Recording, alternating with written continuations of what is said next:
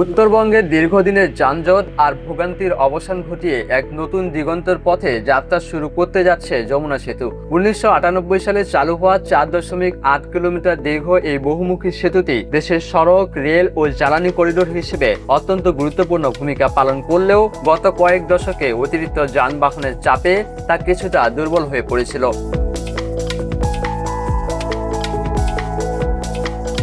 তবে সময় এখন পরিবর্তনের। সরকারের মেগা পরিকল্পনায় চীনের সহযোগিতায় যমুনা সেতুতে শুরু হতে যাচ্ছে আমূল সংস্কার ও প্রশস্তকরণ কাজ।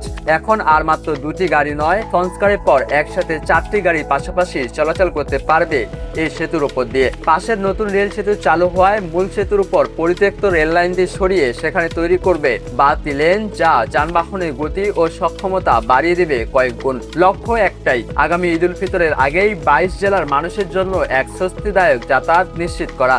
শুধু বর্তমান সেতু সংস্কারই নয়, সরকারের দীর্ঘমেয়াদী পরিকল্পনায় ২০৩৩ সালের মধ্যে বাস্তবায়িত হতে যাচ্ছে দ্বিতীয় যমুনা সেতু। বগুড়া থেকে জামালপুর কিংবা গাইবান্ধা থেকে দেওয়ানগঞ্জ যে কোনো এক প্রান্তের সংযোগ ঘটিয়ে এই নতুন মেগা প্রকল্প উত্তরাঞ্চলের জনজীবন ও অর্থনীতিতে যোগ করবে এক নতুন প্রাণশক্তি। ১৯৯৪ সালে এই ঐতিহাসিক সেতুর যে ভিত্তিপ্রস্তর স্থাপন করা হয়েছিল, আজ তা আধুনিকতার স্পর্শে উন্নয়নের এক অনন্য মাইলফলক হয়ে মাথা তুলে দাঁড়াচ্ছে, যা বদলে দেবে আগামীর বাংলাদেশ।